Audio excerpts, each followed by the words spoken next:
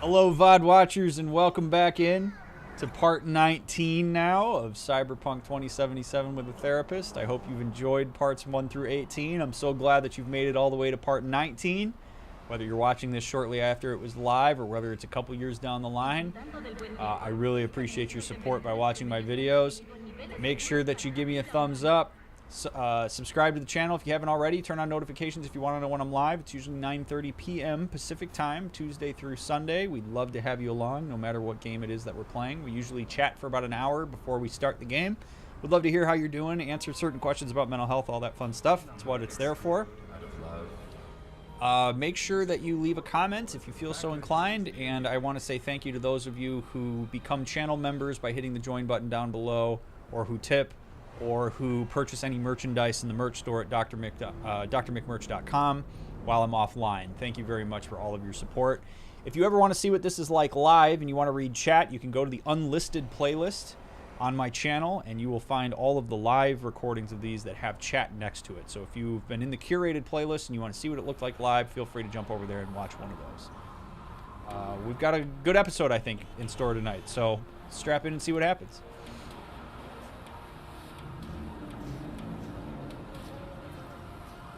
Alright. Takamura is still at the diner. We still have not talked to him. We've been holding off. One where you did the gig with the dad and his son, making those messed up BDs. That mission was something. Yeah, that mission was very intense. That was 2 missions ago. It was a lot to take on, that is for sure. Alright.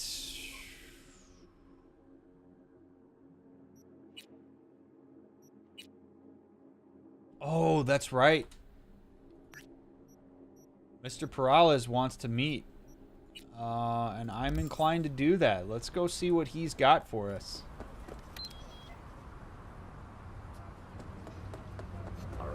Alright, cool. My car just exploded everywhere because it appeared in the middle of nowhere. Alright, here we go. Burger Guy probably is still going at it, would be my guess.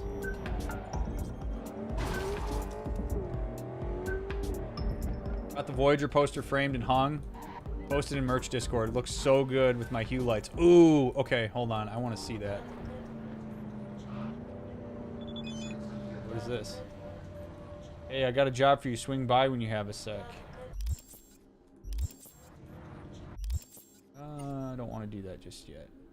Job from Nick should be interesting. Guy's got a rep for being an expert in antique tech, pre-crash hardware. Dex, Magmaster, yada yada yada. Some people will tell you it's as useful as a typewriter, a record player, a pile of dried cat shit. But me, I wouldn't be so sure about that. Well, maybe after we talk to the mayor. I want to look at this real quick. Show your merch. Oh, that's badass. That's super badass, Floaty. Thank you for sharing that. It looks fantastic.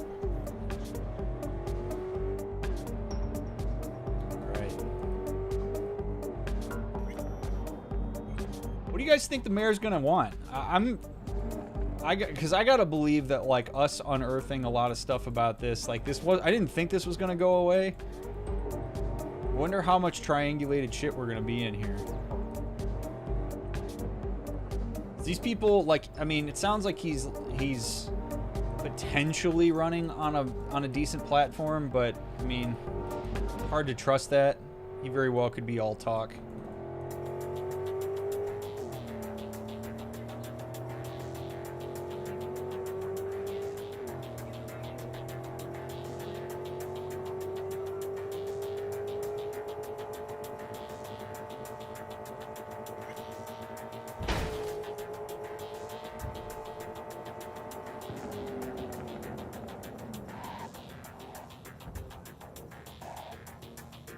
Alrighty. Why would I judge you for snapback hats, Floaty?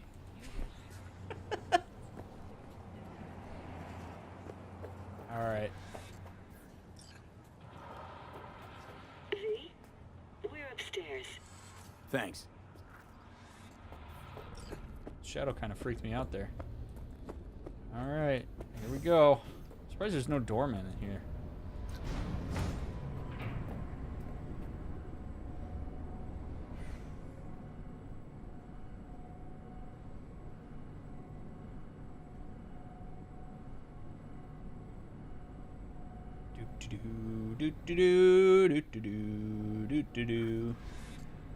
Look at that GPS.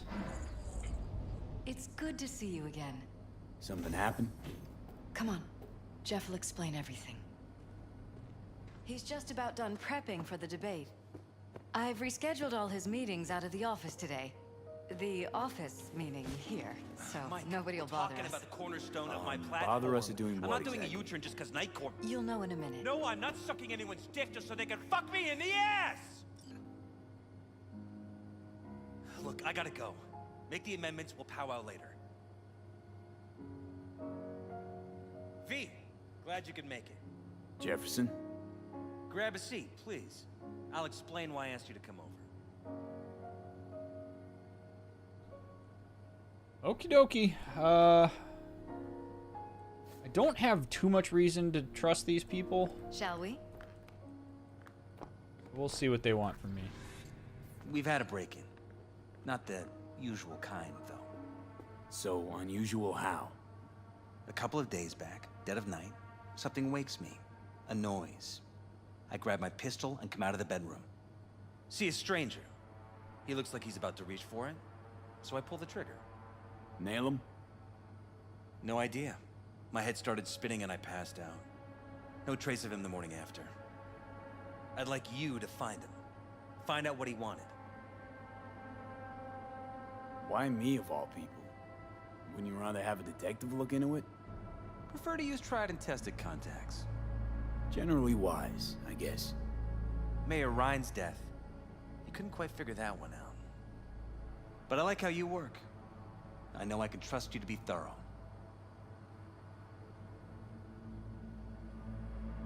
There's a lot of stock in me. Is everything all Notify right? the badges yet? We don't want any buzz around this. No attention, whatever. You know. NCPD's full of people who like the occasional stray eddy. If we reported a break-in, the media descend on us like a swarm of locusts. No badges. Gotcha. Of course, we notified SSI about the incident. Our private security.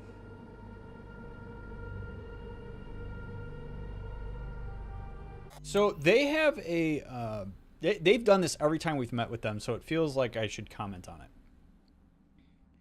They have a very interesting presence as a couple that is incredibly powerful when you're sitting with them. She almost always goes and stands behind him when we're talking with them.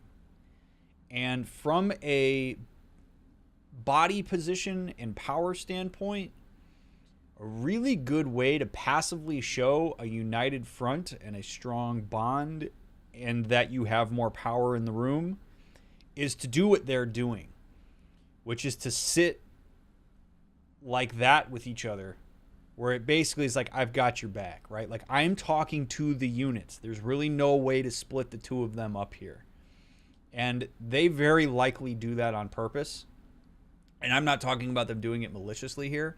I do think it's worth pointing out, though, because there is a very strong power vibe coming from them. And I don't think it's any accident that she sits on top of the couch either, because she is higher up. And humans perceive people who are higher up than them or taller as being more powerful, because from like an evolutionary sense, a person looking down basically means they're probably more threatening because they have reach on you.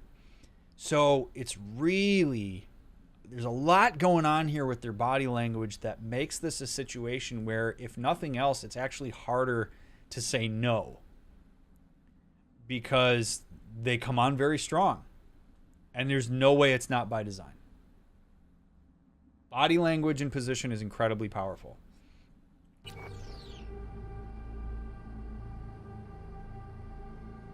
We shouldn't delay too long. What did the intruder look like? I can't remember much. It was dark. He was wearing some sort of mask. Or was it an implant? Couldn't really get a good look at him. Elizabeth didn't see him either? I slept through the whole thing. Election season takes its toll on you. Intruder take anything? Break anything? Nothing missing. I haven't noticed any damage either. Jeff must have scared him off before he could do anything. I don't feel like I have all the information. Said you passed out. That's right. Just after I fired. What then? You wanna know why else I feel uncomfortable? He's not looking at me when he's saying this stuff. You notice how he looks off to the side and then he looks back at me? Off to the side and then back at me? Like he paused there. And I mean, it could be that he was in a lot of thought, but this feels weird. You would think that they have a ton of security, cameras, the whole 9 yards. And his hesitation there and him looking away and then coming back at me just... it just feels weird. It feels weird. I don't know enough about his mannerisms to know if him looking away is normal for him. Because there are people that struggle with eye contact. I've shared this on stream before. I actually struggle with eye contact when I'm talking to people. I can look at people when I'm listening, but when I'm talking, I actually find it very difficult to make eye contact. And that very well could be the case for him. But it's now a behavioral pattern that I'm going to look for. Because something about this just doesn't feel right. Nothing. I woke up in bed the next morning. Killer headache to boot. Any idea how you made it back to your bed? Nope. None. Elizabeth's at a loss too. Notice how he's taking big breaths too. Like there's something physiologically, like he's sort of shifty. He's taking big breaths. There's something physically uncomfortable about this moment for him. And you can see it in his physical discomfort. He's looking away. He's taking big, deep breaths. He's shifting around. The reason that I look at this as being somewhat anomalous is because this guy's a politician. And one of the core things you learn as a politician is to stay controlled, right? Like stoic. Make sure that you are always... right angles, straight edges. And he's a little more loosey-goosey here. So it almost seems like behaviors that are out of character for this guy. I know he's in his own home. Maybe he's a little more comfortable. But again, we just have my antenna up on this because it's got a goofy feeling here. It could be shame, right? It could be him blaming himself. There's a whole lot of reasons that this could be happening. I just don't feel like I'm getting... just something feels weird about it. And I call it intuition, but something doesn't feel weird about this. Something doesn't feel right about this. Security looking at this. Say anything? She looks down. This is where things get a little weird. They claim there's no sign of a break-in or of a shot being fired. Security cams didn't record anything. Guard outside didn't see or hear anything. They suggested Jeff must have had a bad dream. Convenient answer. Liz gave security the day off so I could call you in. This, security outfit, SSI. Who are they? Been on the market the last 15 years. They have clients across the city. If memory serves, they came recommended. An acquaintance. You think SSI might be behind this? No idea, man. No clue yet. Anyone besides SSI come to mind readily? Weldon Holt? He's my main rival, fighting for the same seat at the table.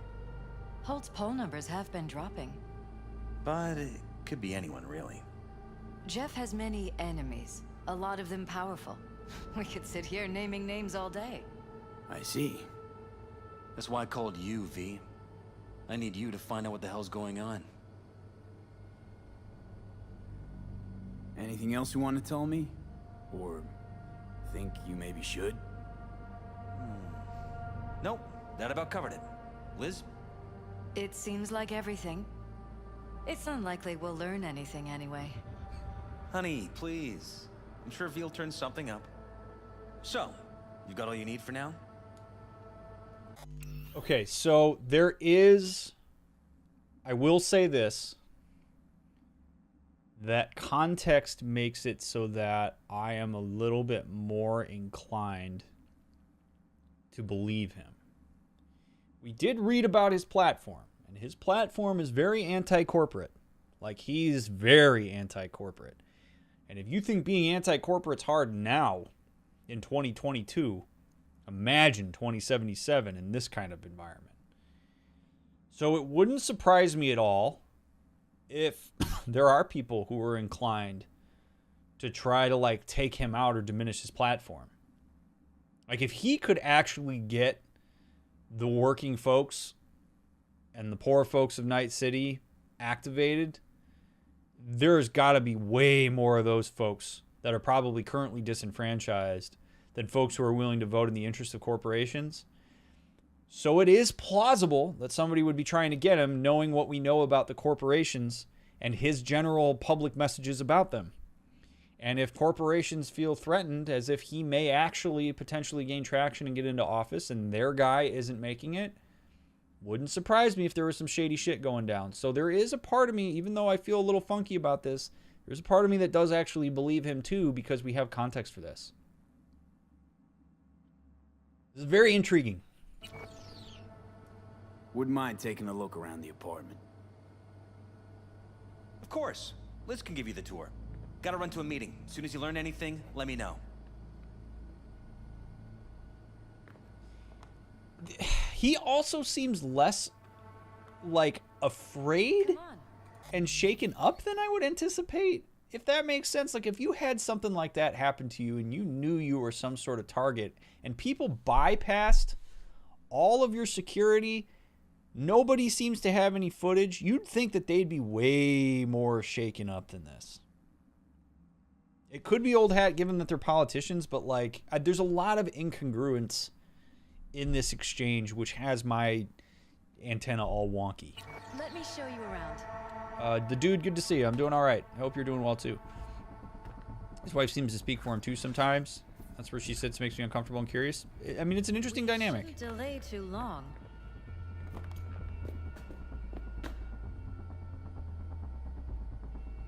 All right, I'm going to test their trust in me here. Rather poke around my own way. You mind? No, of course not. I'll be right behind you, in case.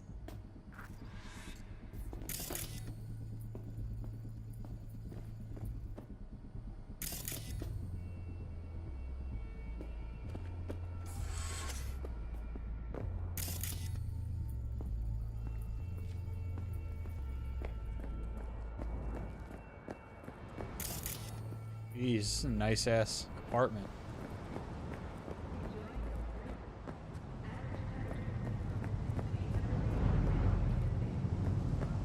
Look at this. Wow.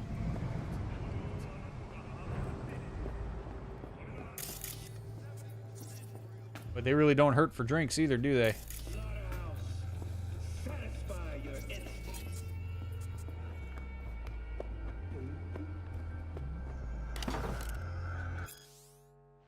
Weiss a wig. What you slot is what you got.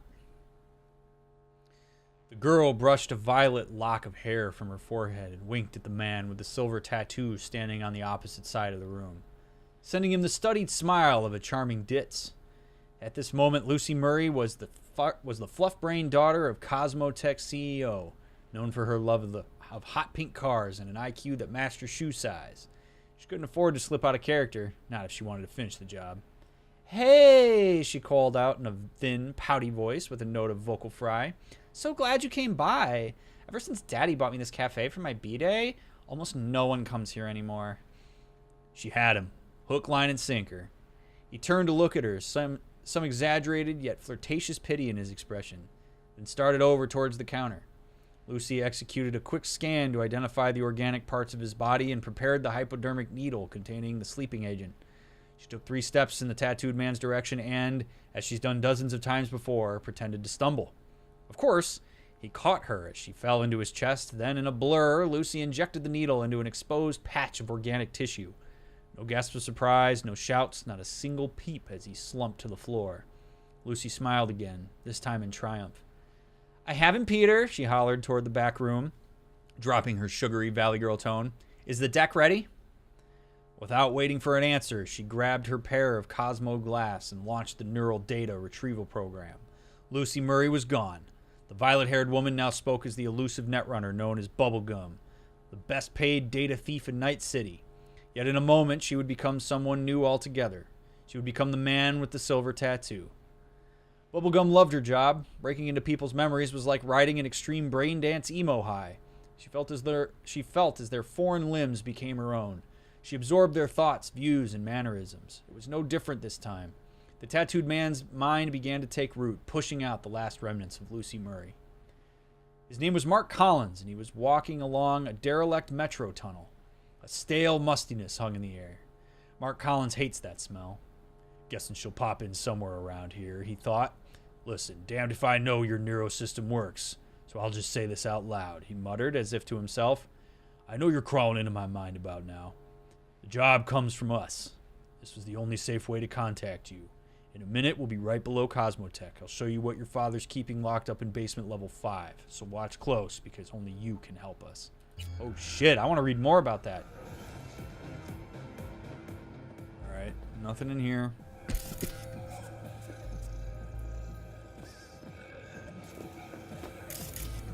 These people drink! Oh my god! Look at this. Bars in every room. Just seems totally unnecessary, but whatever. We need to get into his computer room.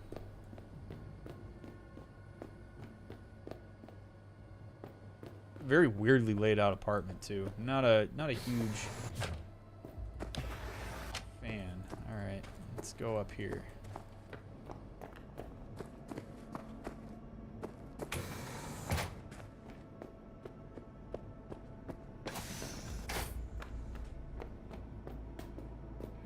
Jeff's office. Control room, storage, and flea market crammed into one. Yeah, see, look at that. Camera.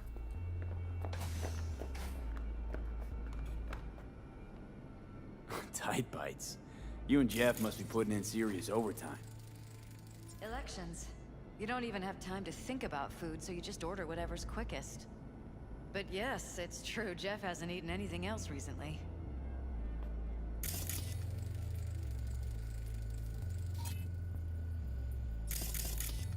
Dangerously high levels of carbohydrates, fats, and sodium.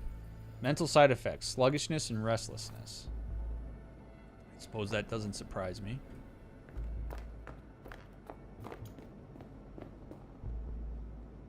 This is Jeff's personal machine. I doubt you'll find anything on it relating to the break-in.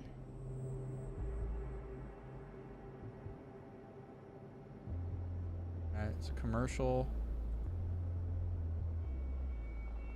Jeff, could you explain to me why Leah's still here? I thought we let... Oh shit, not good.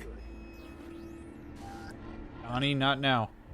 Jeff, could you explain to me why Leah's still here? I thought we let her go. Did something change? I don't follow. What are you talking about? Well, she's just here, like nothing happened. She sent me a new ad today that apparently you approved. Am I going crazy or something? Eric, what the hell are you on about? Who told you to fire her? Because it most definitely wasn't me. If you've got something against her, then speak up. As far as I'm concerned, Leah stays. Not like she was going anywhere to begin with. Pull yourself together, Eric. Okay, I must be imagining things. Forget that I brought it up. Hey, Jefferson, I'll need you to toss a glance at some of the key aspects of the program. In particular, my suggestions concerning their anti-corporate stance. I feel we haven't been on the same page about certain things lately. Eric, your tactfulness can sometimes be seriously annoying. As your chief advisor, I feel obligated to tell you this, Jeff. I know how important the public's perception of you is, but if you continue to antagonize the corpse, you'll be depriving this campaign of sources of potential funding and leaving us vulnerable to attacks by much more powerful actors. Don't make matters worse, Jeff. Please. There we go. This is what I was talking about, friends. Having an anti-corporate stance in 2077 Night City is dangerous, man. It's a question of sincerity, Eric. Of staying true to one's ideals, not about pandering to the public. Besides, do you think I'm some kind of amateur? I know where the limits lie, and the corps know it too. I know how the game is played. Set your mind at ease. Good night. Fair enough. It's just that lately you've been acting a little bit unpredictable. Don't get me wrong. I know it's a position that's taken us a long way. I'm just worried you'll cross the line at some point. Anyway, remember to get a good night's sleep. You'll need a clear head. Mr. Perales, your wife has informed my employees that you intend to hire a mercenary in regard to the dubious circumstances surrounding Mayor Ryan's untimely death. I understand your concern, but I can assure you it's best to leave the matter to the police. Should you have any reservations as to the police's integrity, then please consider allowing my people to look into it. On behalf of my team, I can assure total and complete discretion. Well... You know what, Leah? I hate this commercial. I really do. A gun? Shooting a stack of legislation? Doesn't get cruder than this. What happened to running a campaign based on dignity, on giving my voters the respect they deserve? Jeff, with all due respect to you and your voters, these commercials are wedged between Watson Whore and Guns and Horses. Your commercials need to communicate with voters in a language they understand. She's not wrong, but I can see how that would bother him. If she says Jeff isn't eating right or sleeping right, is it possible he dreamed or hallucinated the whole thing? It's certainly possible, but he would need to have not eaten quite a bit. Like, it's tricky. It's hard to know. Vote for Perales. We're paying the staffers and for the campaign out of pocket. And we keep all the campaign stuff here. It's cheaper that way. I can appreciate that.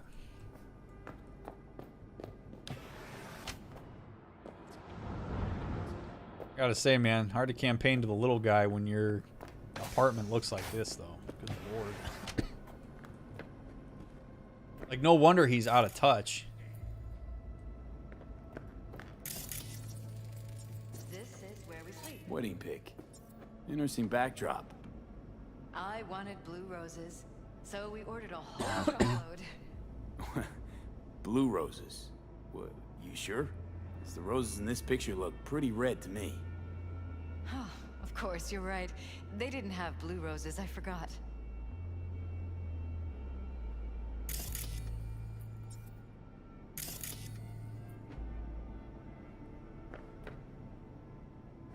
You forgot, huh? America, a prophecy.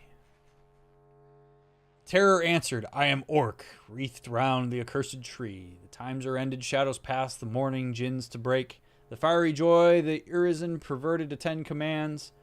What night he led the starry host through the wide wilderness, that stony law I stamp to dust and scatter religion abroad. To the four winds as a torn book, and none shall gather the leaves. But they shall rot in desert sands and consume in bottomless depths, to make the deserts blossom and the deep shrink to their fountains, and to renew the fiery joy and burst of stony roof, that pale religious lechery seeking virginity. May I find it in a harlot and in coarse-clad honesty, the undefiled, who ravished in her cradle night and morn, for everything that lives is holy, life delights in life, because the soul of sweet delight can never be defiled. Fires enwrap the earthly globe, yet man is not consumed. Amidst the lustful fires he walks, his feet become like brass, his nights and thighs like silver, and his breasts a head like gold. Okay. You read some weird shit before you go to bed, Jefferson. Alright, let's talk to her. Oh no, okay. Alright, we got a gun here. Iron. This Jeff's? Mine, actually. But yes, that's the one Jeff used that night.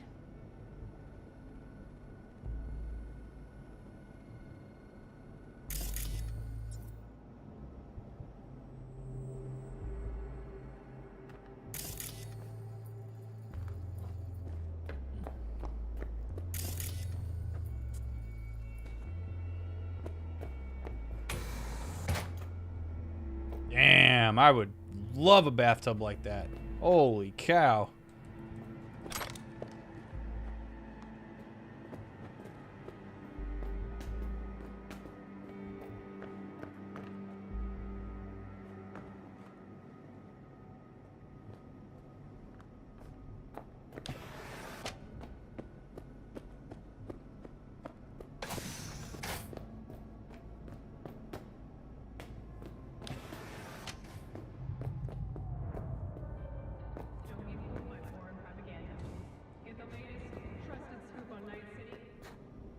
Well, looky there, chat.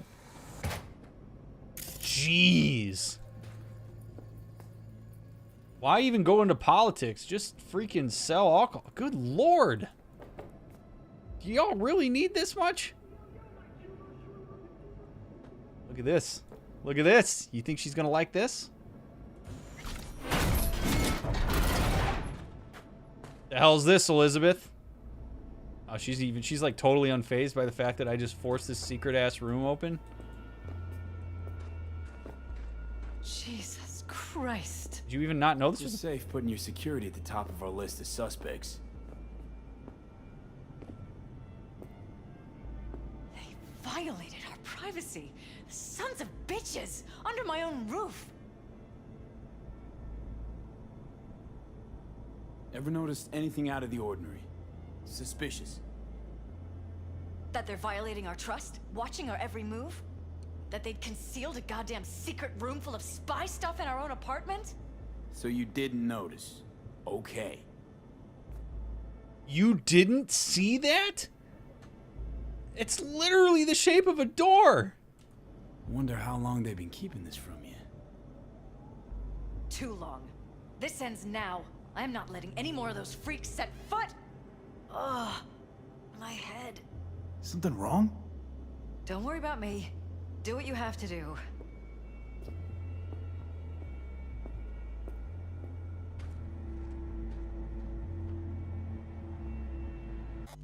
Okay. So we are going to talk about this because there's a chance that this could be registered as traumatic. Trauma is a gross violation of expectations coupled with a lost sense of safety and security. This woman literally just learned that there's an entire security room in her apartment that has been monitoring her and her husband for God knows how long. One of the places most people like to feel the most sense of safety and security is their home. And this woman just had her expectation of that completely violated by her experience of walking into this room and seeing it. This could be devastating. Absolutely devastating. And what this type of trauma does is it forces people to completely change their expectations of their environment and of their world, sometimes in a way that causes them significant issue going forward. If this is the one place that they feel safe, and it has just been shown to be not safe at all, now anywhere they go, she has to basically adapt this new expectation. This is where, like, if they find a new apartment, she's going to canvass the entire thing. She's going to have inspectors possibly blowing walls out to make sure that something like this doesn't happen again. Because her entire worldview of the safety and security of her home has been completely turned upside down. They're going to have a hard time trusting security. They might have a hard time trusting each other. They might have a hard time trusting themselves. This could wreak all sorts of havoc. This is basically like if somebody breaks into your home and then that completely flips upside down your sense of safety and security in your own home. This can cause people to have long-lasting effects if they're not able to get in front of it and talk to somebody to help process this. It's going to be a long road ahead for them. This is brutal. I mean, what he went through is brutal too. Don't get me wrong. Somebody showing up in your house and having that experience, that probably fits into this too. But holy shit, seeing her reaction to that, oh my God. Can something like this cause OCD? Potentially. This has presented the opportunity for a lot of things. OCD is potential. PTSD is potential. OCD and PTSD get conflated a lot. There's a lot of similarities between the two. Yeah, it can cause trust issues. It doesn't have to cause a mental illness or disorder, but there's definitely an increased likelihood here. This is pretty brutal, man. Pretty freaking brutal that they are going through this. So it's easy, you know, I know I jokingly, you know, I give her shit for not seeing this door, but literally this is so devastating. So devastating. I feel terrible for them. I mean, who knows what these people have been watching? I mean, their bedroom is right there, chat. Their bedroom is right there. Who knows what kind of videos are out there? There's no consent If there's a person sitting in this control room while the two of them are sleeping or having sex or just hanging out watching TV on their own, think about how awful that would be. Think about if all of a sudden you found out that behind whatever wall is nearest to you, wherever you're sitting right now while you're watching this, there's people behind that wall watching you.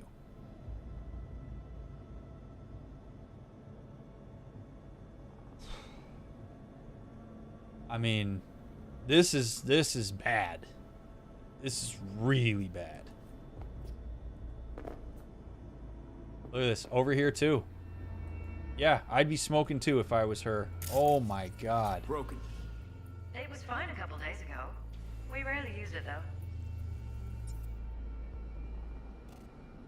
What do you want, Johnny?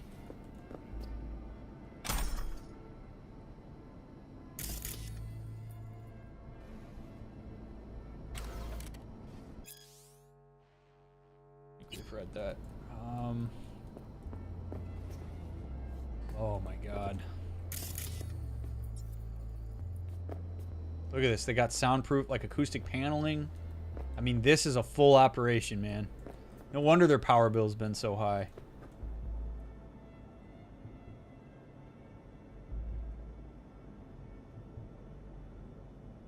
All right, messages.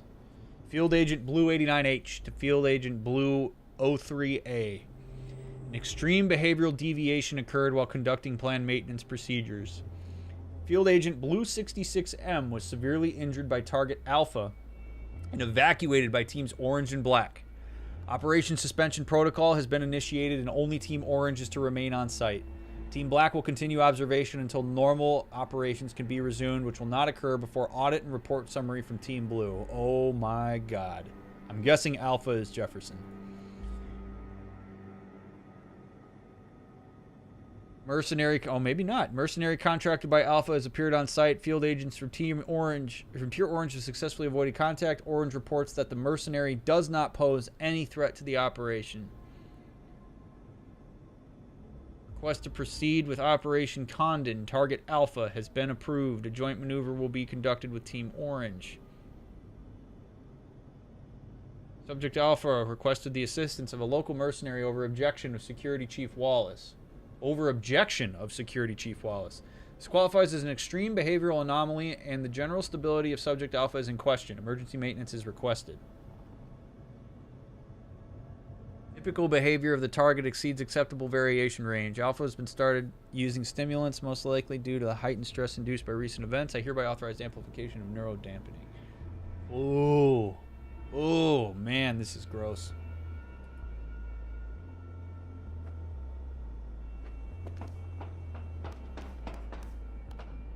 This is obviously how the people get in here.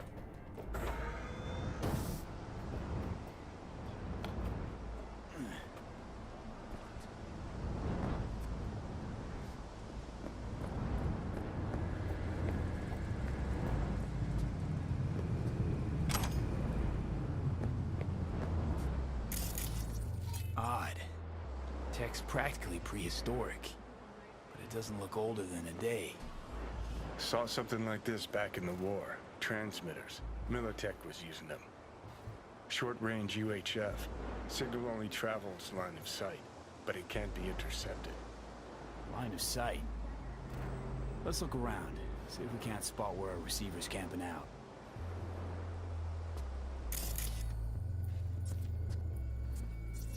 Got a vision of the receiver. Black van parked next to it. Gotta be our winner. The hell is all this for, though? Fuck if I know, but my gut tells me we should see what this bad boy's hooked up to. See these cables? Holy cow. So, it's very easy to blame... Well, I shouldn't say it's very easy, but I'm sure there are some people that probably would watch this and blame Jefferson and Elizabeth for this and be like, oh, come on, how could you not know? How did you not look at this stuff? Which is ridiculous. I don't think any of us would expect this type of thing to happen, right? Politician or not. You wouldn't expect that there's somebody using a short-range, linear frequency into a control room that's hidden in your apartment that you had no idea existed. Like, it's ridiculous to look at them and say, like, this must be their fault. For not, like, how could you not see this coming? This is not the type of thing that you expect. Gotta be another way inside. Sharp eye, Johnny. This is the fault of the people who did this. Follow the cables. Oh, this cable goes down.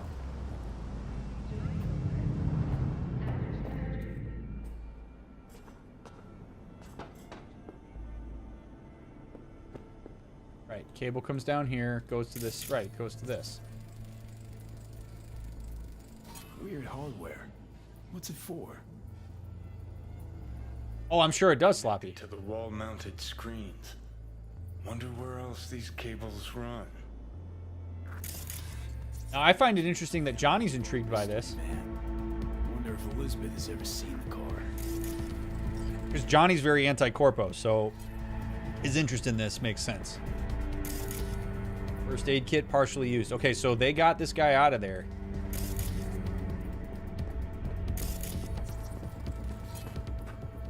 Chemical residue.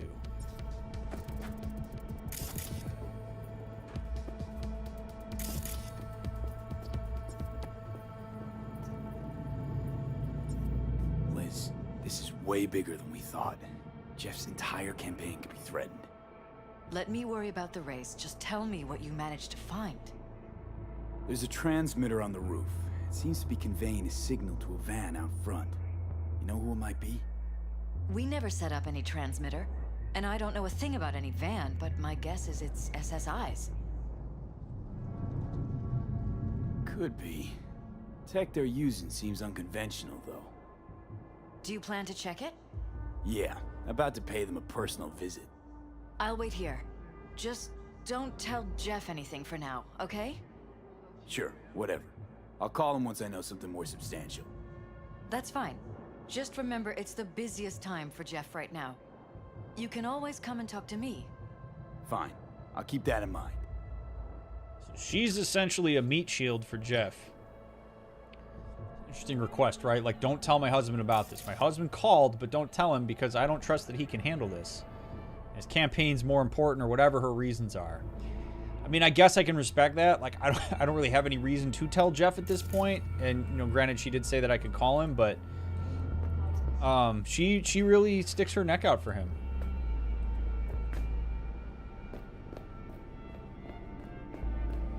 I want to know. Okay, yeah. So this is Jeff's office. I cannot grant remote access to Sector 0, but the access code to the main room is 6709. You can remotely control access to Sector 0 from this terminal. I've informed management of the situation, and a black echelon rescue team is already on its way. 6709. We have an urgent situation on the main site. There was a behavioral anomaly during maintenance works, and a blue agent was injured by target Alpha. Alpha's secure, but Blue 66M is in critical condition. I'm requesting emergency access to Sector 0 in order to retrieve medical supplies. Welcome to the team, and congratulations on your newest assignment. You have no doubt already been informed that the work we do here, but I'd like to take a moment to remind you how vital our responsibilities are. Our priority is to protect our main targets. Due to their VIP status, they are to be considered in constant danger. Not only the most obvious kinds, but also with regard to privacy and emotional stability. You are all required to immediately report any behavioral anomalies from the VIPs on and off site. Do not wait for your partner to do it. I think we'd all prefer slightly more paperwork over a Class 6 anomaly. Your security classification is Code Orange, which grants you access to all areas excluding Sector 0. Sector 0 is exclusively restricted to field agents tier Blue and Black. If you run into a Blue or Black agent during the night, do not engage with them whatsoever unless you receive a direct order from me or said field agent. Follow the above rules and will ensure further continuation of the operation and security of our VIPs.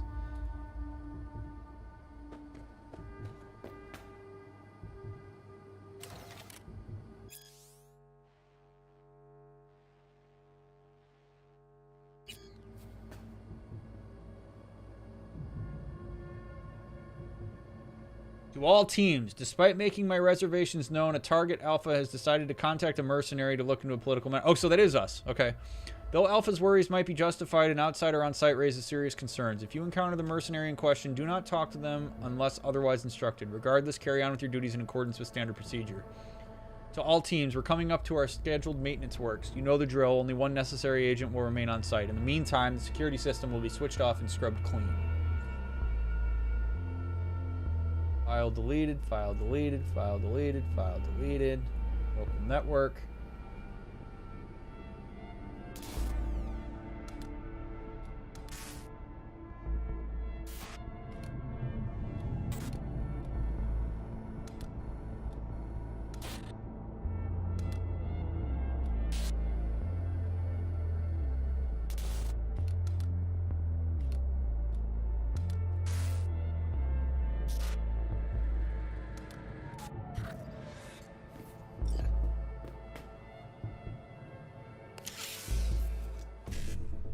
Might as well get some of these political funds while I'm at it, huh?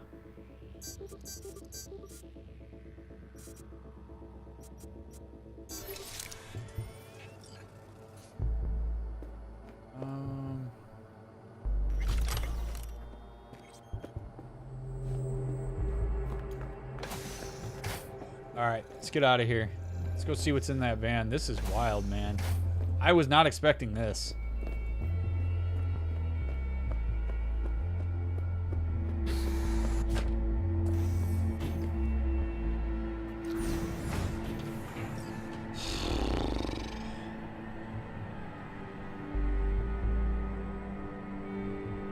This is just bad all around.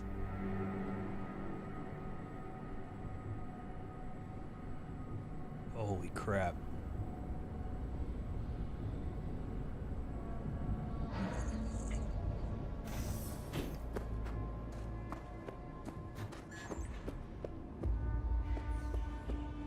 How about we take the wheels, V? That van could give us the slip any second.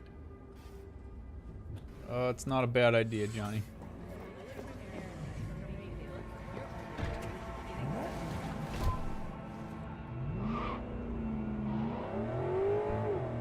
Man, this is there's so much suspense. Like, my heart rate is up while we're doing this. This is so intense. Now, 6709 was some kind of code. I don't know if we're going to come to a point where I have to use a code, but I got to remember that. 6709. All right, here we go.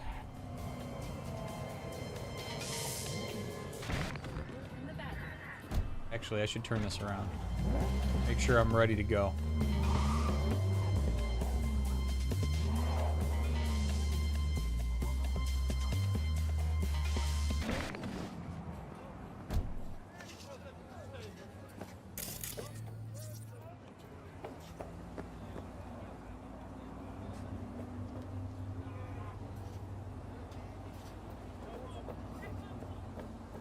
What's up, dog? Organic food. Not eat from unlabeled cans.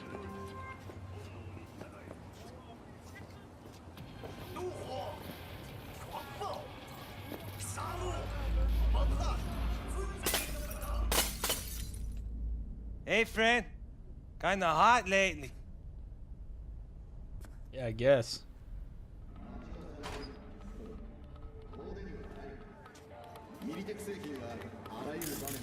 All right. Jam-packed with hardware. My optics don't see any manufacturer info or detect any mods. They don't mass-produce trucks like those. What are they doing? What are they hiding? Earjacking. Huh. Could be the security firm or government. Media scouting for dirt on the paralysis? Well, whoever it is, our intruder could be in there. I think it's time I went and said hello.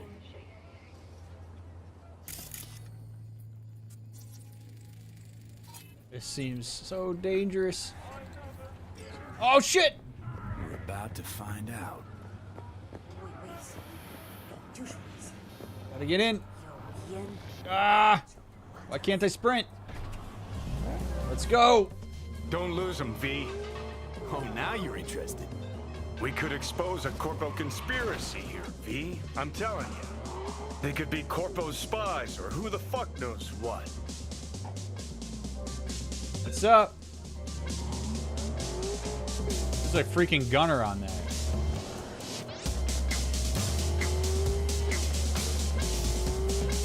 I wonder if this is... See, this could be a diversion.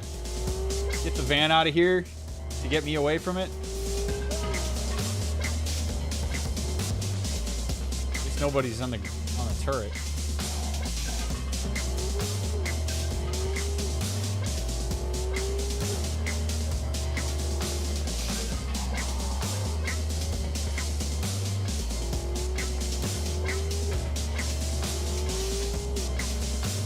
It was very nice of them to wait for me. Oh, I'm over encumbered. Oh, okay. Oh. Good morning, Night City! Is it a mirage? A hologram? No, my friends. It's clear, open skies. But don't take it from me. Get out there and enjoy the sun. Where are you guys going?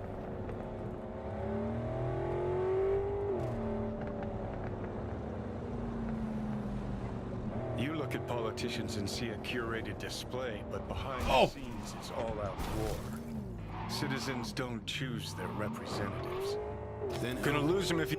The key players, string pullers. They spy on all the paralysis, look for weak spots, blackmail, rig elections.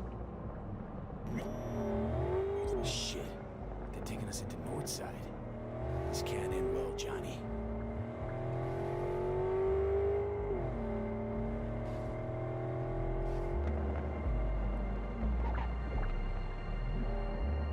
This is quite the lengthy drive here.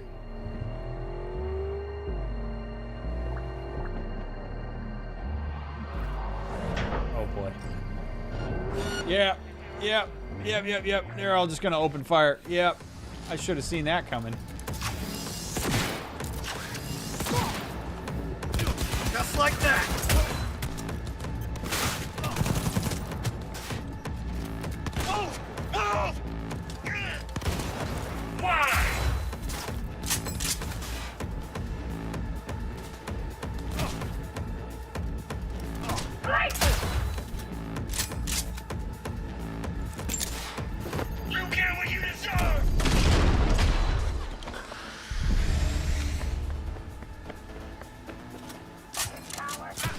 Reload.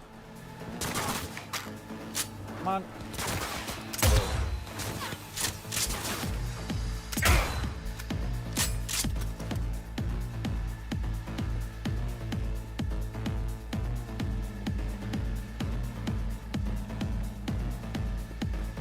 Where are you guys? Oh, there's one. Oh!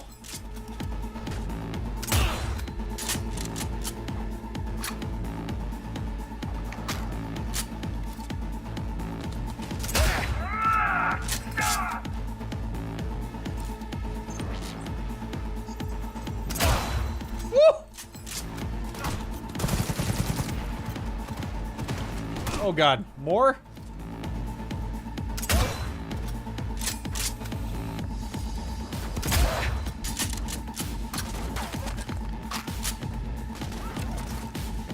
Flush him out! Coming up, moving in.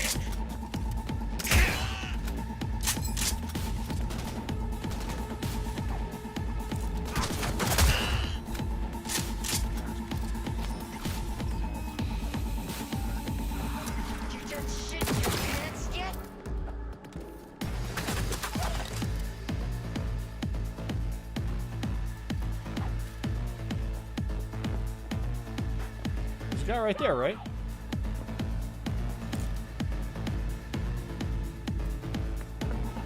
Don't make this harder for you!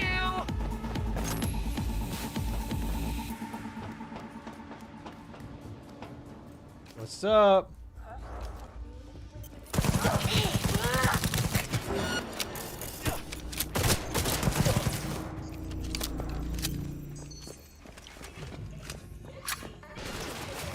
Oh shit!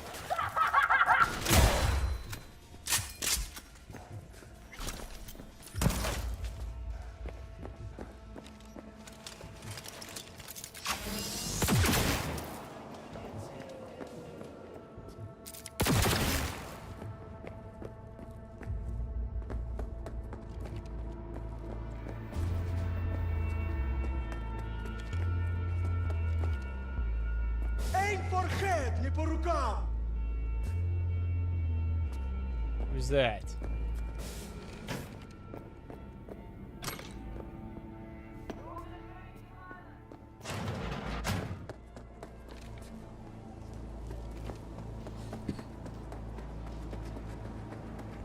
All right, let's see what we got here. Jack in.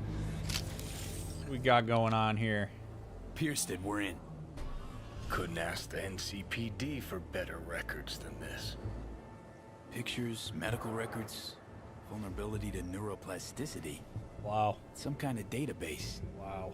Brain scans, the paralysis, biological casts, neuroplasticity. Fuck. What about that? The blue shit. Fresh neural links. They're not spying on them, Johnny. They're fucking with their heads. Mean to say someone's literally controlling our upstanding politicians' minds? Mm-hmm. Red blots are memory residue in the hippocampus region. See how they're bleeding into the blue? That's why Elizabeth didn't remember the thing about the roses. Dude. Holy shit. So what are we looking at? They're planting new memories in their heads, modifying their personalities. This is big shit, Johnny. Fuck me. Got other guinea pigs besides the paralysis, too. Quick, download the data. Whoever comes looking for it, that's your suspect. Shit. They're wiping the data. We've been made. Now they know someone's been in their database. Wonder if they also know who. Oh my god.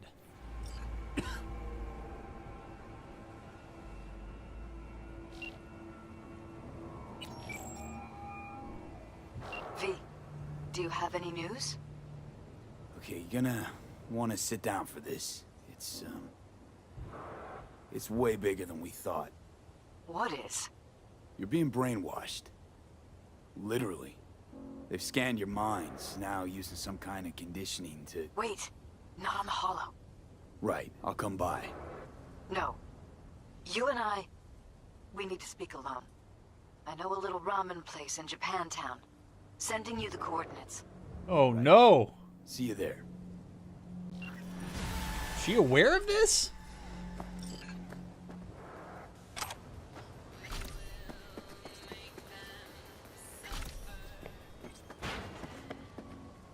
Oh. This is so bad. This is so bad. Oh my god.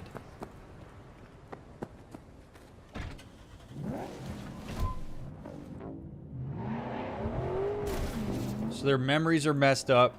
Their personalities are being messed with. There's a good chance that they're scanning for neuroplasticity because if they have better, so to speak, neuroplasticity, they are more likely to... Okay, let me explain how this works because for anybody who's interested. So, neuroplasticity is something that it's like flexibility of your brain to accommodate new information and synthesize that new information into a grander understanding of the world.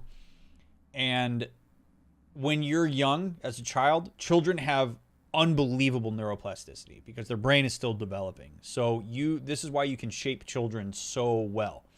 Children are constantly learning new things. They're constantly creating new expectations. They're constantly having new experiences. Your entire childhood is just pure novelty. So you have an immense amount of plasticity there because the brain needs to have flexibility in order to take on that new information and help you operate in and survive the world. As we get older, our neuroplasticity becomes less and less flexible. We become more rigid. As the brain starts to, as it gets to kind of like full development, it no longer takes on new information the way that it used to. It still can, but it takes significantly more effort.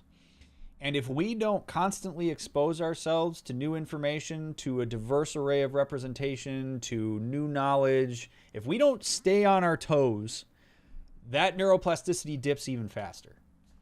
This is why people inherently become more conservative as they get older, because it becomes more effortful to be progressive and to take on new ideas. It's a lot easier for us to just stick with our pre-existing expectations as we get older than it is for us to create new ones based on experiences. So in this group, wanting to find people and to see their neuroplasticity, what they're looking for is to see how much accommodation are these people able to take within a range that maybe they're not even going to notice that's going on. And my guess is that because of the nature of what these people do and having to stay on top of things, there's probably a good chance that their neuroplasticity is better as it relates to this experiment.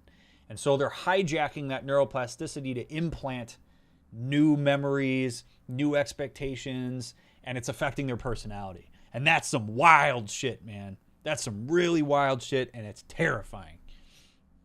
Oh, my God. And Steve, no, I am wearing a Tucson Roadrunners shirt. I'm not wearing a Bengal shirt, no. Also, I'm going to use this drive to say how much I appreciate all of you being here. Thank you so much if you're watching the VOD for taking the time to watch the VOD. If you're here live, I appreciate all of you being here live and hanging out with me and chatting while we play this. This game has had some of the most complex missions and conversations of any game we've played, and I am here for it. I have loved this immensely. I hope you're loving it too. Thanks for all the support. Thanks for the follows. Thanks to those of you that have become members on the channel and supported the stream financially in any kind of way. I will never put the stream behind a paywall, but I do appreciate those that help me out. Make sure that you give a thumbs up if you haven't already. And yeah, just thank you very much for all of your support. This has been a blast. As disheartening as many of these missions are, it's a very scary reality here. How would someone's memories being altered like that affect them? So, it's an interesting question. So, memory is useful because we bank things that we've learned into our memory. And our previous experiences and our memory of them and the meaning we make of them influences future expectations, present and future expectations. It can desensitize us to some things. It can make us more sensitive to others, all sorts of stuff. You change a person's memories around, they're inherently going to have certain expectations changed. They're going to be malleable in ways that maybe they weren't before. They're going to be more rigid in other ways. Like, it's hard to know exactly because it's not like we have any experiences of people like injecting new memories into people like this, but like we do know of like things called false memories where like if you lie about something enough and you keep the story consistent enough for a long enough period of time, people will actually start to believe things that happened that never actually happened. And it changes how you filter the present and future as a result. And that's pretty scary. And especially if you could like repress those new memories that have been put into the mind, and then you have a moment where there's enough contextual factors to pull that memory, you could potentially like trigger somebody from a memory that they didn't actually have that was injected into them, which is just a terrifying notion.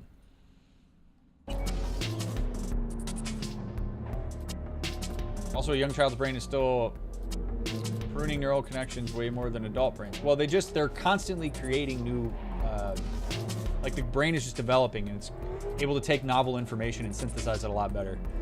Kids don't get as anxious about new information as adults do. They don't experience aversive arousal as often. They're a lot more willing to take things in stride. Holy shit, man. Okay. I wonder if she has a sense that this is happening. God, this place is a mess. Holy shit.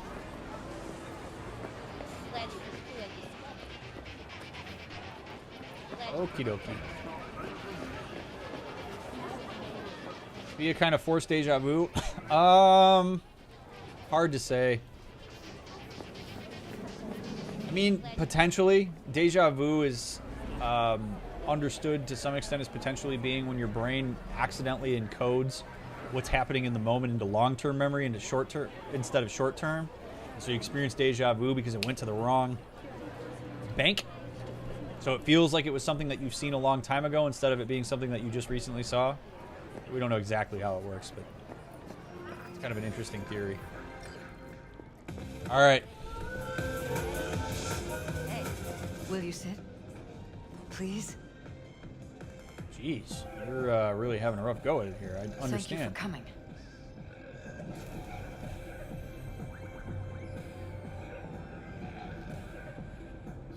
little joint. Doesn't really match your style, though. But it's perfect for a one-on-one. Here we are, then.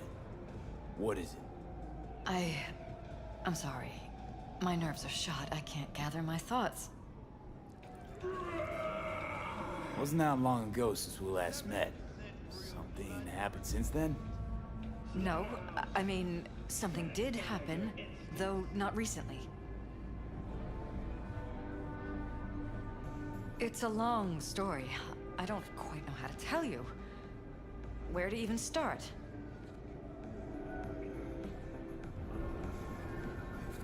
Relax. No need to rush. A while ago, I started noticing some changes in Jeff's behavior. His personality, he seemed to be changing right in front of me, becoming someone else. How so? He stopped reading, forgot the title of his favorite movie. Even his musical taste changed overnight.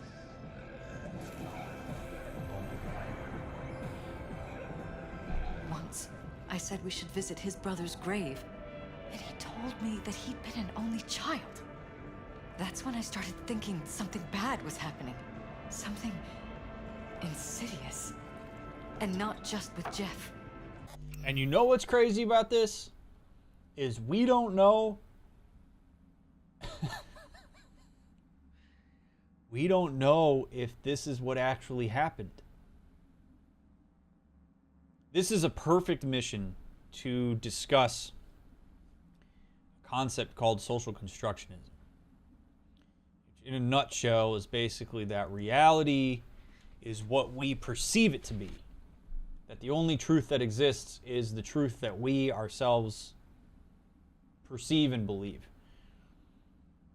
That whatever objective truth there is doesn't actually matter, and that her memory of Jeff saying that he's an only child despite her asking about her brother, that's the truth because that's what she remembers.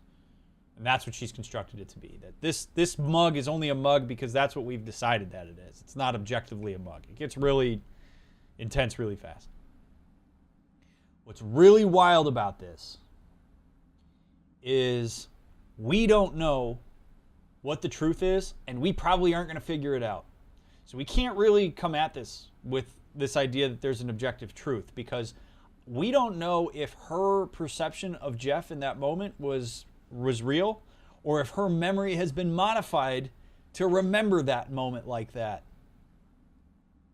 It's like, who do you trust here? Whose reality do you go with? We have literally just gotten information that suggests that both of them are being hijacked. So maybe she noticed a difference in Jeff, or maybe she noticed a difference in Jeff but also perceives Jeff differently because of the way that she's been hijacked. And ultimately, we have to work with the reality that's in front of us. We have to go with what she's telling us, and we're going to have to listen to what Jeff says, and we're going to have to take both with a grain of salt and realize that we may not ever get the actual information here because of the way that they've been messed with. This is crazy stuff, man. So really all they would need to do is inject some memory into Mr. Peralez's head and say a corporation doing something good for him, and boom, he suddenly no longer is anti-corporate. That is exactly correct. That is exactly correct. There also is a chance that corporations are perceiving the two of them as a unit as being very strong, and if they can mess with them to a point where it starts to break up their marriage, that also takes power away from him. But yes, absolutely. That's all you'd have to do, right? Like, you implant a memory of Arasaka Corporation really coming through for Jeff in a time that he was super vulnerable, and all of a sudden he might have an affinity towards Arasaka Corporation and corporations in general that he didn't have before. They are literally deconstructing Jeff's reality. They're literally taking his experiences away from him and how they affect how he presents in the present. And they're doing the same to her. This is like legitimately like mind-blowing stuff. Mind-blowing stuff. Right? The Blue Roses might have been right. The Blue Roses might have been wrong. We don't know. They've been so deeply messed with that we have to like listen to what they say and try to synthesize it as best we can. We can't try to hold it relative to some sort of objective truth because we're not going to get it. Notice any changes in yourself? after some time, on several occasions, my friends pointed out that I was acting strangely. That must have been hard. It was. You know, it's at times like those you start to question reality. That right there, that little line from V, is a beautiful piece of empathy. And I want to point it out because we don't often get to see V be empathic. And it happens so passively. But that must have been hard. I think really comes from a place of V connecting with his own experience of being hijacked by Johnny. Having his personality changed a little bit here because of Johnny Silverhand being in his mind.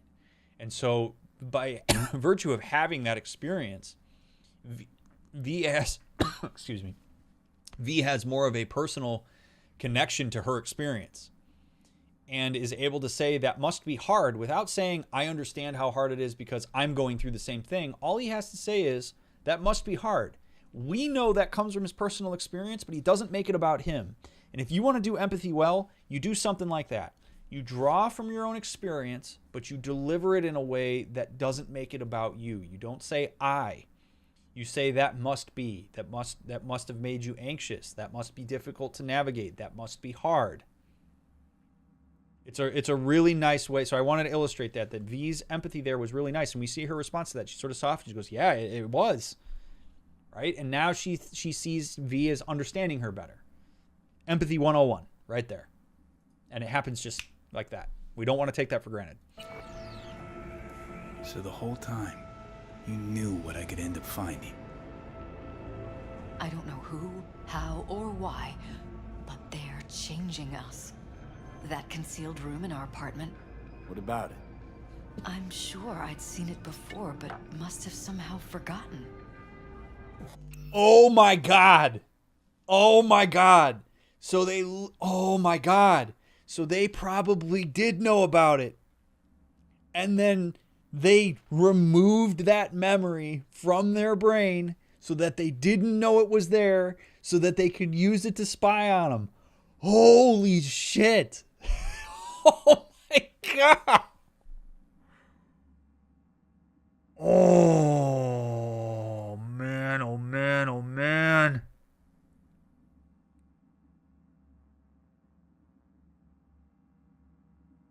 The implications of this are terrifying. Absolutely terrifying. Holy crap.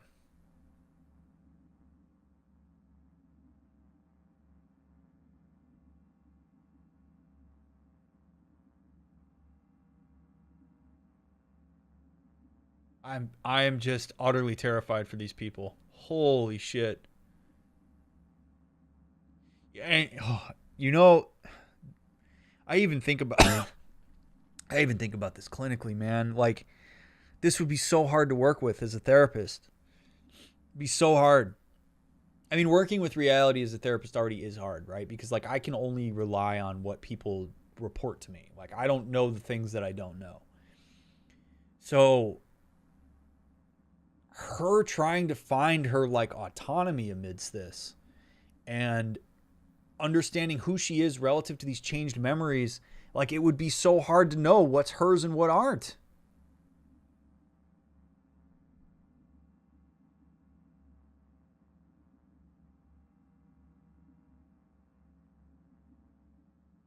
Oh. Yeah, they could, Sloppy. They could. That's what's scary. That's what's really scary. She may forget we even had this conversation. They could reprogram the memory to see me as the threat. Like, I'm trying to help her out. If those people still can remotely get into her and change her brain, they make me look like I'm the threat to her, that I'm the one that's doing this. And then all of a sudden she turns on me, right? Like, I'm trying to help her.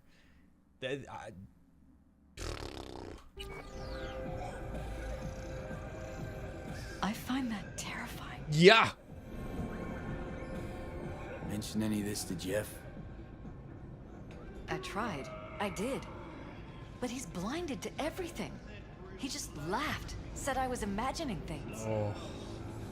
He once brought up a vacation that we never went on. Swear to God. He went on about it in such detail, I almost started believing him. Could be just you who forgot. Maybe they wiped the trip from your memory. Hell, I don't know anymore. Don't you get that? Okay. You all know that I don't use the term gaslighting lightly. Gaslighting is when a person intentionally becomes manipulative over a long period of time and works to get people to question their own reality. They push their agenda so far and so confidently that a person will start to question their own memories. This is basically mutual gaslighting from an external source. And the way that she's presenting right now is often what a person will look like and speak like after they have been legitimately gaslit.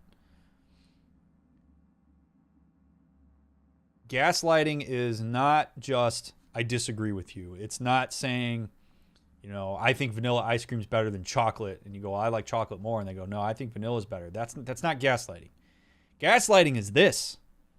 He spoke so confidently about something that it made me question whether I was crazy in thinking that we didn't do it. And it's mutually happening to both of them.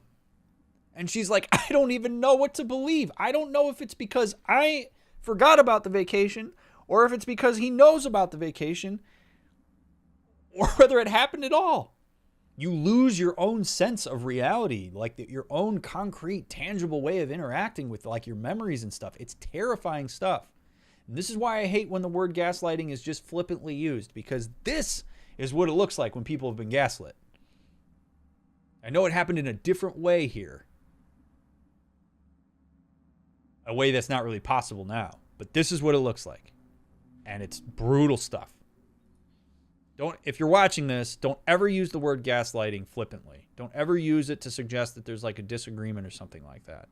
It is intentional, abusive manipulation over a long period of time. And most people don't realize they're being gaslit until they reach this kind of point. You haven't told me the whole story yet, have you? I saw a stranger in our apartment one night tinkering with the monitors. But I was in such a state by then that I didn't know if I could trust my own eyes. So you didn't do anything? I don't remember what happened. I talked to security the next morning.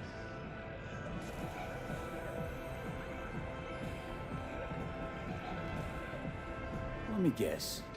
Cams didn't pick anything up. The guy just shrugged and said I must have dreamt it. Oh. He showed me the recording, of course. I felt like a lunatic. Yep. And then, the next day, I got a call. Who was it? Them. Whoever they are. There was a garbled voice on the other end. He never introduced himself. They threaten you, try to blackmail you. They said I was walking on thin ice. That if we kept stirring up trouble, Jeff could have an accident. Then they wiped any record of our conversation. It was as if it had never happened. So I'm begging you, V. Jefferson can't find out about any of this. Ever. His life depends on it. That's a weird request. Like, I kind of understand the request, but that's a weird request. Jeff can't know about this? That gives me the skeevies. Because she knows what's going on, and she's not... like, that feels really weird. I mean, I'm all for, like, ignorance is bliss and stuff like that, but, like, if I'm Jeff... Imagine that. Imagine that. Your brain is literally being manipulated. Your memories are literally being changed. Your personality is different. Your wife has that happening too. Your wife knows what's going on and she does not tell you. That is passively getting very close to her including herself in this process. That's terrible. whether he'd believe it or not. You instill a little bit of doubt, right? Like, if I come in there and say, yeah, dude, I mean, I get it. You would probably be freaked out if somebody told you, hey, some of these memories you're having aren't real. Like, this is a really dicey situation. And this is why I mentioned social constructionism in like 15 minutes ago. Because this very much gets into our perception is our reality. And to have our reality challenged can be very threatening, especially if it comes from people that are close to us. Like, it's a really dicey thing. And this is why it's so difficult sometimes to be in an omniscient space where, like, you know, we could say this is happening, and if his reality doesn't allow him to believe that, he's not going to get on board with it. We don't know if her telling me not to let Jefferson know is part of what her convictions are as the result of what's been implanted within her. Like, we literally don't know who we can trust here. So the only variable that we can control is us. I'm the one that's going to have to make the call on this. I'm not going to be able to go off of what she says. I can't promise her that I'm not going to tell Jefferson. I've got to make a call here. Because I don't know what's knowing that this is happening to her means that this could be the corporate conviction as well. Like, this is unbelievably complex shit. Unbelievably complex shit.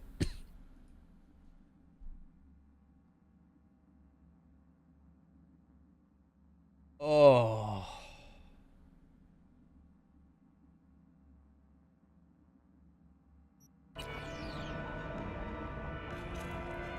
Yeah, could be that you're just saying what you've been programmed to say. It's a possibility, and I would be curious to see how she reacts to this. What if you're just saying what they Are you still programmed with you me? to say? Just reading off a script based on thoughts planted in your head. All I know is I love my husband, and I want him to be safe and happy. Or that's what they want you to know. You know what Jeff will do if you tell him? I know my husband. He'll start looking on his own. He can't find out about this. It'll destroy him. You don't get to decide that. You don't get to police his boundaries on this. You knew who sent the intruder, but just strung me along anyway, Liz. I didn't have a choice. Yes, you did. I didn't know what to do. You wanted everything just to go on and flow on because it was convenient. Convenient? You got the perfect life. Prominent husband. All right, V. You don't Let off like the gas here, buddy. You think I'm having fun? You have That was gross. That was gross. Don't like that. no idea what it's like, living like this. I do more than you know, but we're not going to make this about me. Damn it, Elizabeth. You gonna ignore this? Somebody poking around in your heads? What choice do I have? To get myself killed? Or see my husband dragged away from me? Ask me to lie to my employer. I'm going to tell Jeff that SSI was spying for his rival, Holt. You just need to confirm what I say.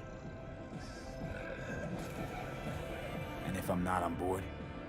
You have a choice. Just remember, any consequences will not be yours to deal with. You also have a... Oh, man. Okay. She does have a choice here. I understand that there are significant constraints here. She's been threatened. She's been told that people will die. All these things, okay? I do understand that. She does have a choice here in the same way that I do. She doesn't get to say that she doesn't have a choice and then tell me that I do. That's not fair. We both have a choice. And that you made a choice to tell me about this. You made a choice to entrust me on the investigation about this. There are consequences to that as well. If you really wanted to keep this in-house, you didn't want anybody to know about it, maybe you don't even tell me about it. Like, she has a choice just as much as I do. And I can't control the choice she makes, but I can control the choice that I make, and I can use the variables that I have at my disposal to make as informed of a choice as possible. She brought me in on this. She can make that request, but I cannot guarantee that I'm going to follow her on that. An explosion of taste! Truly prepared to fire SSI after the threats. It'd be brave, but risky as all get out. What they're doing to us is one thing, but when you found that concealed room, I can't accept strangers spying on us while we sleep. Not under my own roof. What difference does it make where? I'll take full responsibility for anything SSI goes on to do. I'm just asking you not to get Jefferson involved. I'll add a meeting in Reconciliation Park to Jeff's schedule. He'll be waiting. Since I can't know if I'll remember this conversation tomorrow, I'm counting on you not to forget what I asked of you. Holy crap. I won't. But that's all I can promise. Goodbye, V. Okay, so if you're the corpos that are doing this, this is a really good strategy. This ensures that if this information comes out, the closest person to him is most likely to be blamed. I think all of this information would be, I mean, look at how overwhelming this is for us. Think of how overwhelming this information is for Jefferson. I understand why she doesn't want him to know about it, but here's the thing. If and when he finds out about it, because we can't know whether he's not going to find out about it if we don't tell him. If he finds out, and he knows that his wife knew, and he has a memory implanted in his brain that says that his wife knew, his wife becomes the scapegoat. It's very much more easy for him to say, how could you have not told me, and take this out on her, than it is for him to look where the real accountability lies, because it's just an onslaught of information. Information that his brain and our brains just aren't prepared to fully process in the moment. What a great strategy, right? Like, get the one person who's been in your corner the entire time to be the scapegoat for this whole thing. Like, the corpos need Elizabeth to be the scapegoat on this, so that they're not held accountable. It's a beautiful tactic, but it's really just, it's brutal. And she has the self-awareness to know that she's not necessarily going to remember this conversation. And as far as I'm concerned, Jefferson needs to know. The two of them need to know this, and they need to be on the same page so that they can get the hell out of here. Because if she wants to put her money where her mouth is with wanting her husband to be happy and all this sort of shit, to me, that's the only path. They both got to know what's going on so they can problem solve this together. Whole thing's fucked up, huh? Wouldn't want to be in her pants. Speaking of, overlapping memories, changing personalities. Remind you of anything? But hey, at least we know what we're up against. So, in my pants, what would you do? Some real rat bastards behind this. Someone's got to take them down. Even by risking the paralysis of lives. Fuck knows what kind of shit a mayor controlled by puppet masters could pull. But yeah, you could end up putting their lives at risk. Or not. Tough choice, V. Thanks for the empathy, big dog. Appreciate it. So are you saying she was made not to tell him to make her into a scapegoat? Potentially. Yeah. Yeah. Because if she knew and he didn't, and she didn't tell him for that long of a period of time, it'd be very easy to get angry at her. It's messed up. It's so messed up. I mean, I don't know that to be true, but if you were trying to be super malicious and you were trying to do this well, that would certainly be a thing to think about. You don't have to just hold people's lives for ransom. You could do something like this and cause just as much, if not more, damage.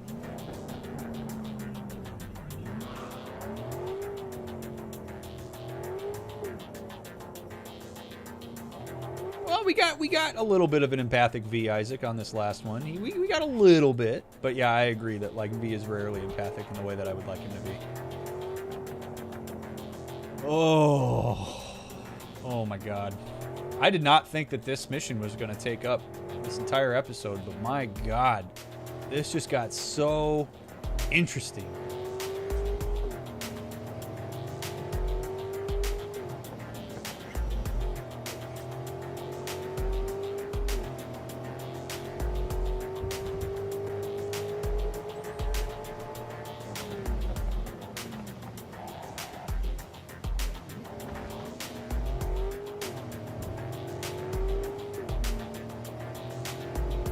By the way, there's a lot to learn there, right? Like, we tend to go for the easy, most proximal target, especially a target that we experience as being more unconditionally available to us when something super stressful happens. So that's why I believe that it would be easier for Jefferson to take this out on his wife than it would the corporations. That feels much more malleable and influenceable, if you will, than dealing with the entire corporate structure of Night City. It's a really intense tactic, but it's one that would work. I'm doing okay, Floaty.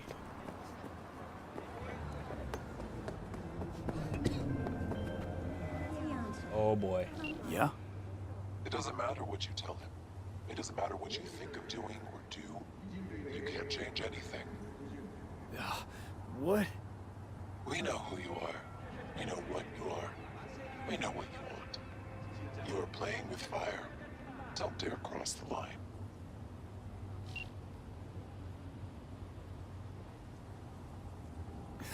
Fuck.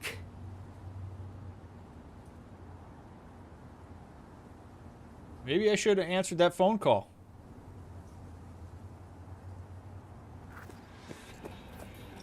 That's a text I should have left on read.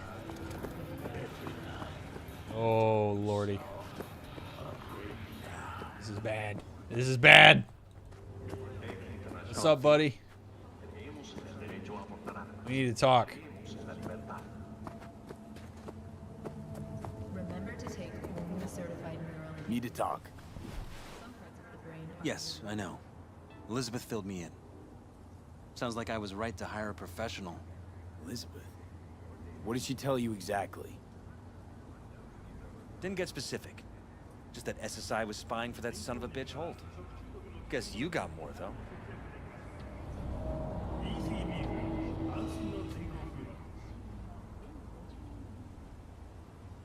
SSI wasn't working for Holt. You're in deeper shit than you think. Meaning?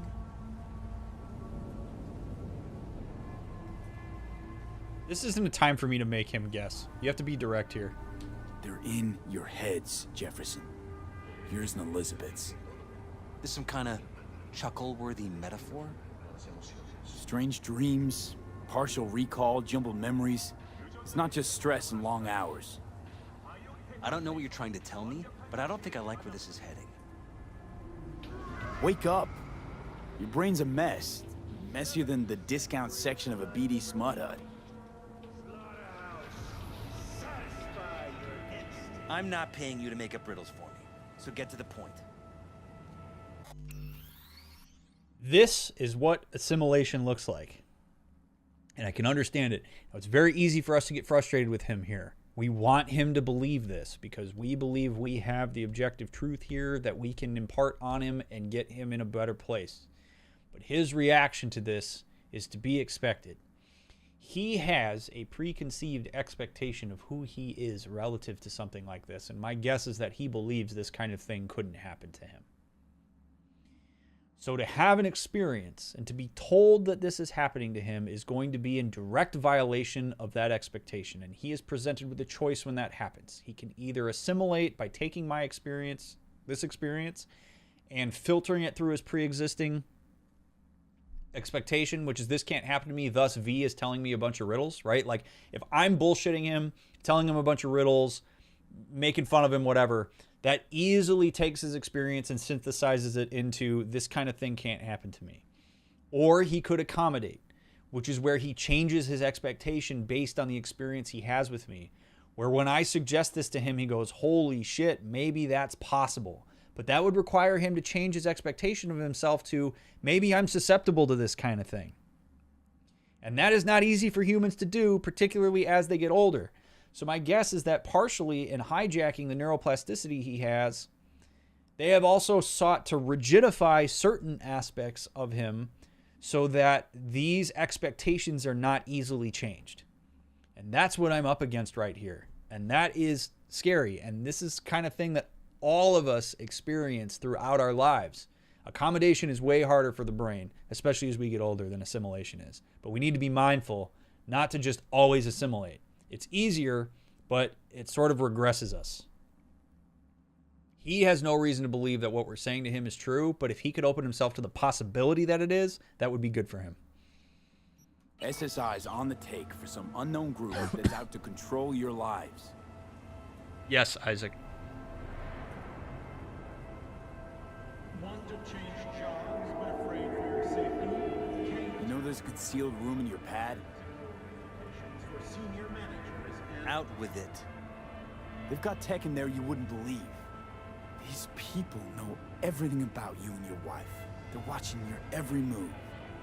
You're making waves in Tokyo, Sydney, and Paris. The next stop is on your Somebody's programming you and your wife. Sounds like something out of the movies. Another assimilation. Scans. They're tweaking your neural connections. This ain't no movie, Jeff. Been at it for a while, you and Liz. Editing your memories, your tastes, your views and beliefs even. How could I not have known about this? It's by design, big dog. Memories. Can't even trust those anymore. Which is an intensely vulnerable position. Because if he can't trust his memories, then who can he trust? Right? Like, if he can't trust his own eyes and ears, his own sensibilities, his own memories, what reason does he have to trust me? That is a horrifically vulnerable space for him to be in. And you want to talk about a trauma? I am potentially delivering trauma to him right now.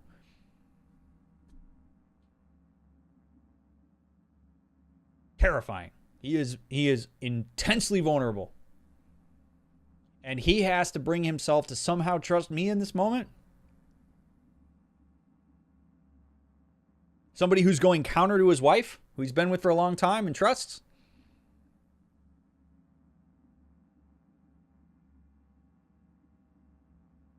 The amount of trauma that Jefferson and his wife are going through is unbelievable. Unbelievable. This is painful to watch because it's so unfair.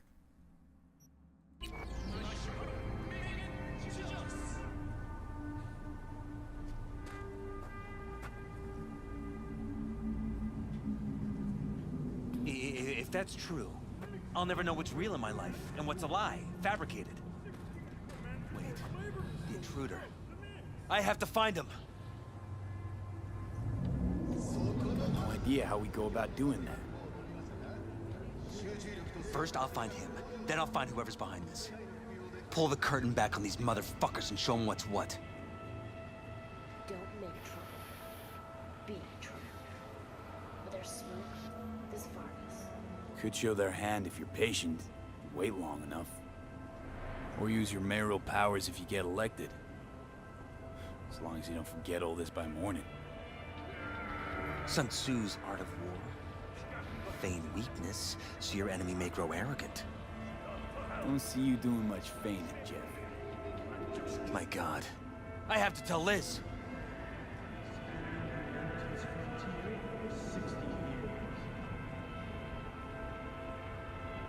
Oh, do I tell him?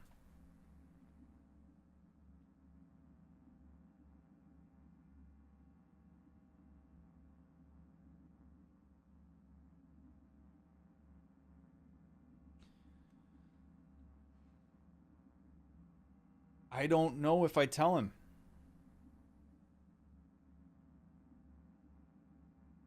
Because if he has the information from me and he goes to talk to her, then it's on her to manage it. Right? Like, I gave him the info. I didn't have to tell him that Liz was lying. He can do with this information what he wants. Like, I'm not inclined to tell him that Liz knows. I don't know how it helps, because all it does is it takes him in guns blazing and angry at her, right? Like, it basically does the thing that I was just talking about while we were driving here, where he goes, what the hell? What do you mean you knew, right? And then he gets into... This is the thing, right? He's in such a vulnerable space right now that we got to work with the facts. We can't introduce these, like, weird possibilities. We can't have him thinking and latching on to the fact that, like, Liz knew this and maybe it was her. And we run that risk if we tell him that she's known all along, because he is in probably the most vulnerable space of his entire life. So we are not going to tell him that Liz knows. We're going to let him navigate that and let her navigate that as best they will. But I'm not getting involved in that part of it. That's not my place.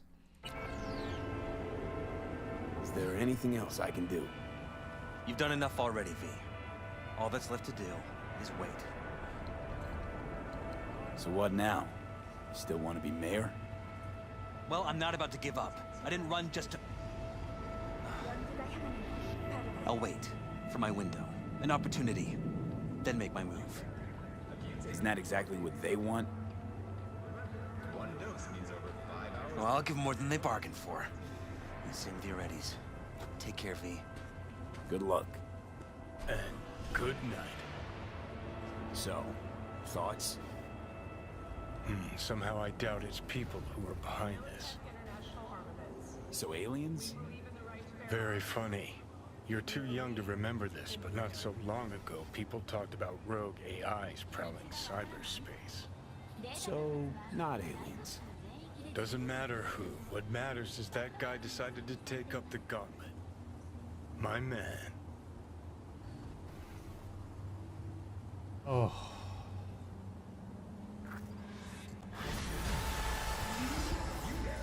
Have you taken your daily supplement? Remember, one dose means almost 5 hours of enhanced focus and productivity. Talk about running the gauntlet. Oh my god.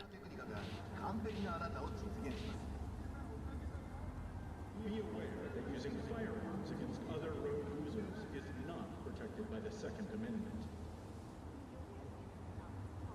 That was something. That was really something. That had me on my toes all the way through. What a just unbelievably complicated set of circumstances, man. It just goes to show how vulnerable it is to have our memories and like what we know messed with. This is how abuse happens. You get people to question themselves. You isolate them out, you get them to question their reality, and then you influence them, right? You become the one stable force. Like, it's really terrifying how this stuff happens. And like, some of the things that are happening in here are kind of a metaphor for how abuse can happen to folks. It doesn't happen through being hijacked biologically, but it does happen through discourse and through interaction. If you're isolated out with the wrong people, they can take advantage of that. And literally all of us are susceptible to it. A lot of the people who get stuck in cycles of abuse are people who think that it could never happen to them. That's a very dangerous mindset to have. I very much believe that it's important to go through life understanding the possibilities of things that can happen to you. It's not that it will happen to you, right? Not that you will be in an abusive relationship. Not that you will get depressed. Not that you will be subjected to alcoholism or something like that. But to open yourself to the possibility that you could. The person I'm most afraid of going out gambling is the person who says, I won't get addicted to this. So always have in your mind, it's one of the ways that you can create some resiliency. It's one of the ways that you can help mitigate the potential of certain trauma, is to have it in your, like, it's possible that some of these things could happen. It does not mean they will. It might be the tiniest little percentage. But that possibility can make it so that you're a little less ignorant to some of the stuff that you are susceptible to biologically. You know, this is an extreme example, but that's my takeaway from this mission. My God. And I think that's probably where I'm going to end it, because my brain is fried. That was a lot to analyze and a lot to stay on top of. And I hope that my walkthrough of this mission was meaningful. I hope that you enjoyed my analysis. I would love to read comments down below if you have any thoughts about anything that I said or anything that happened in the mission, just as long as you don't spoil or anything like that. But I appreciate you all coming out for this. If you want to learn more about the schema stuff that I was talking about and these expectations and experiences, I recommend that you watch my video on YouTube about cognitive schema. I have an entire lecture that I did about that concept. So if you want to learn more about it in significantly more depth, this would be a great time to watch that video after watching this episode, because that will give you a very tangible thing to reference when you're watching that lecture. And that video is available on my page. Thanks for those of you that are here live. Thanks for coming along for the ride. Again, if you're here for the VOD, send me a like, subscribe to the page. There's a lot of people who watch these videos who aren't subscribed to the channel, so take a second and just subscribe to the channel. You can turn off notifications if you don't want them, but the subscribers count does help. Those of you that provide monetary support of the stream, thank you very much for doing that as well. And just more than anything, I'm really grateful that you came out. So I'll catch you in part 20. We'll see what happens.